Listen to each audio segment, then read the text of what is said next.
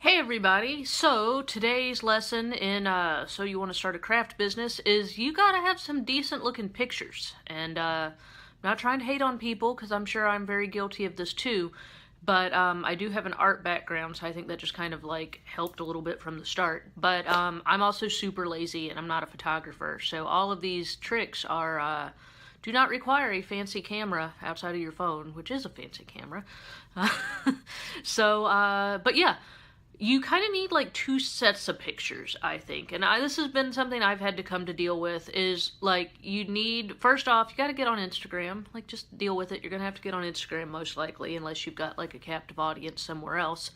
But whether you're on Instagram or Facebook or Ravelry or wherever you are that is relevant to your industry, I feel like you need pictures of, if you're a handmade business or like cottage industry business, like people need pictures where they can kind of imagine this like magical fairyland where like, I don't know, a sheep brings me coffee and I like spin yarn and it's really great and wonderful, which it is. I mean, there's no sheep bringing me coffee, but, you know, you got to have kind of the lifestyle pictures, which can be a little bit more, rough and tumble or, lifestyle. But, you definitely still need them to look decent. The pictures I'm talking about in this picture are different, though. Not picture, in this video. Is a different type of picture. You need white background pictures. Or if you do jewelry, you might want like black background pictures. But you need like, for whatever the industry standard is for your industry, some decent, I call them like sales images. And I do a lot of shopping at Target, mainly online because I don't want to actually go into a store where the people are. That's another tip for having a small business is don't actually go shopping. But all the pictures, I'm going to use Target as an example of like necklaces, scarves, whatever it is you're trying to look for, they're all pretty much on a white background.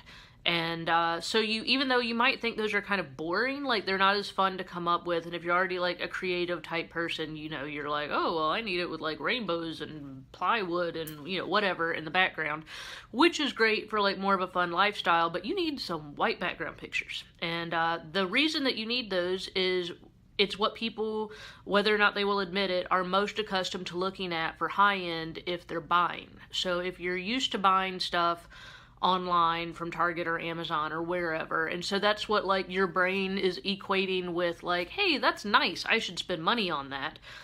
I think no matter how, unless you just like know the person and they're just like your friend, if you see pictures online when it actually comes to like add to cart, I feel like having more professional looking white background or black background pictures helps to kind of put what you're selling, especially if you made it with your own two hands, in the same category of quality that you would want somebody to have to buy your stuff. So that's why.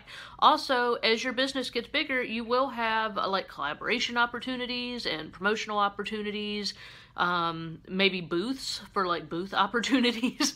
There's going to be many different opportunities or reasons that people are going to want you to be able to quickly send them a picture of your product that looks good and that would fit in with their stuff or what they're trying to promote or their catalog they're putting together or whatever. Trust me, it has happened to me many times, and it's great to have all these white background pictures so you can really easily get on your computer and scroll and be like, that one's perfect. So it's just kind of good to have a collection of those. So it's easier said than done, and so now I'm going to show you, and I'm like kind of nervous about showing y'all because it's, like letting you see behind the curtain where, our stuff looks great, and I think our pictures look good, but, so I'm a little nervous about showing you the not so sexy way they start looking good, but you got to have good pictures. I mean, I have seen on Instagram and different people that I know, and I'll see somebody complaining about like, oh, nobody's buying my stuff, and I go and look at their website, and like all their pictures will look like they were taken in like your super dark living room at 9:30 at night with like a yellow flash. And like the yarn or fiber, because that's what I'm from, itself like looks beautiful, I'm sure, but it's like I'm having to squint at it through through the like horrible dark lighting with yellow flash that's like making all the colors look squirrely and makes all the fibers like all you can see are all the little curly ends sticking out. It's not what you want. So treat whatever it is you're selling, like if you were taking a picture of yourself in a bathing suit or something, like a sundress, and you want to look like as good as you can in that bathing suit or sundress. So, like, please help your products out. Like, don't throw them out there, with bad angles. Like, they don't appreciate that. So here is how I do my white background stuff, and all of this is shot on my iPhone camera. So, it's already got all the, like, autofocus features or whatever in there, but it's super basic. Like, I'm not doing anything fancy. So, here you go. Alright, step 1. Find a window. And, so here's a window. And then get a chair, a table, or something by the window. And this may change at different times of the day. The sun comes up on one side of my house and goes down over there. So, sometime in the morning, I like to take pictures on the front side of the house. In the afternoon, I like to take pictures off the back side of the house. Just, find that good light. And then you want something white. It could be a tablecloth, could be a full-size poster board. I've got like this little funny piece of whiteboard. I don't even know where it came from, but I use it all the time. And so then you put this down here, and then you need what you're going to photograph. And this is, I just grabbed it off my shelf. It's really soft. It's faux cashmere hand-spun yarn. It's really fabulous. So it's for sale if anybody wants it. But what you do to take a good picture is you stick the item here in the middle of your thing, and then you would just start taking pictures.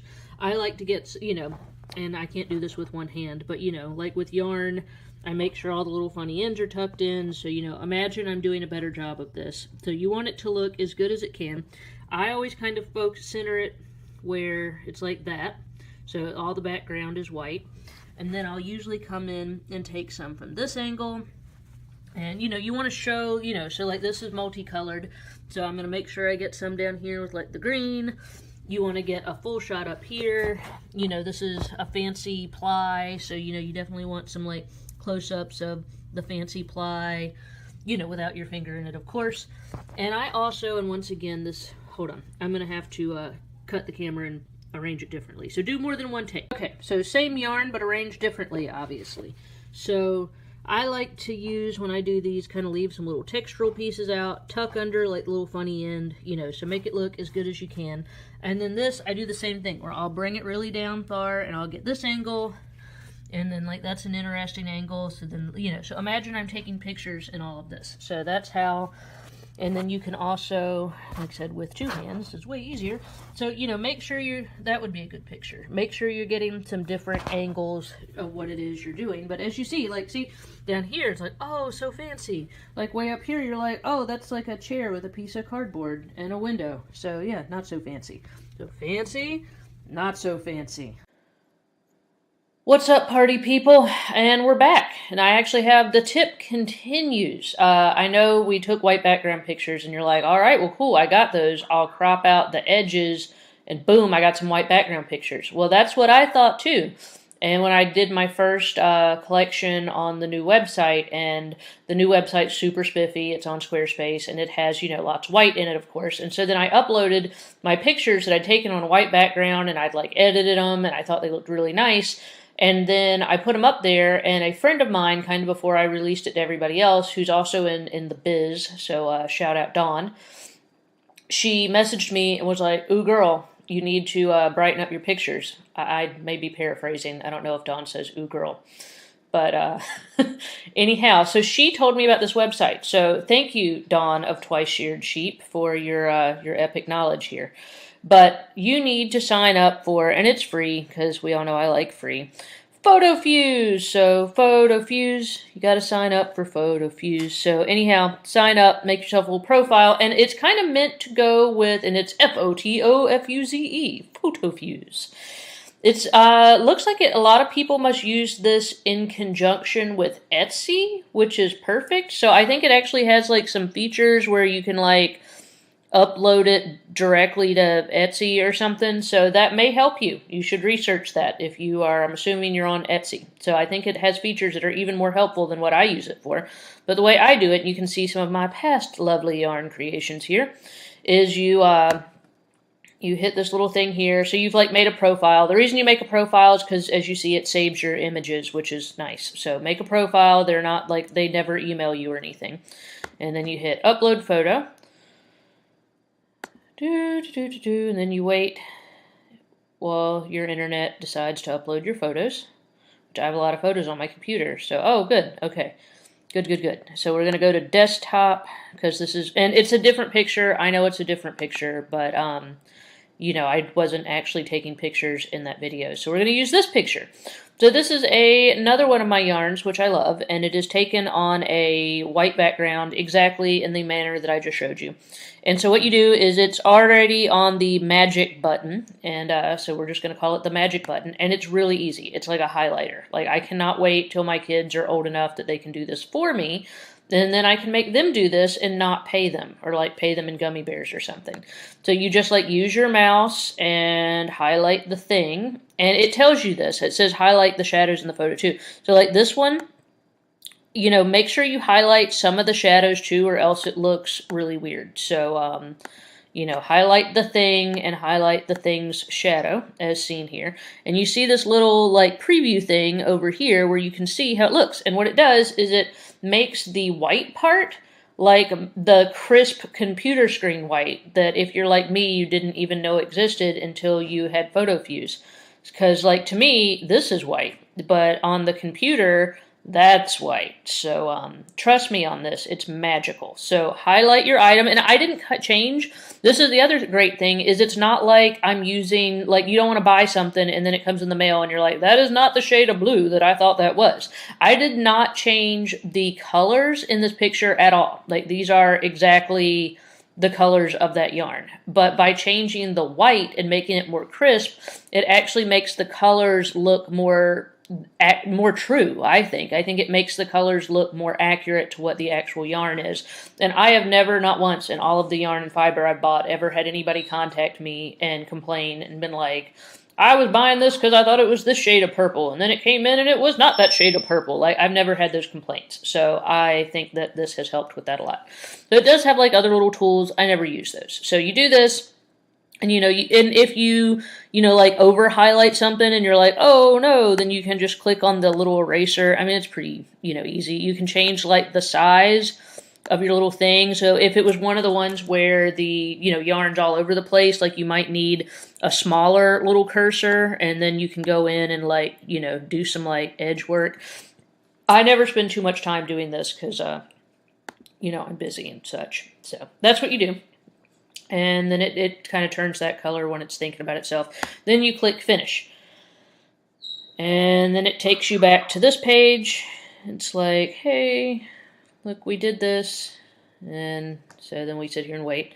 But the general idea is that it then, you know, there you go.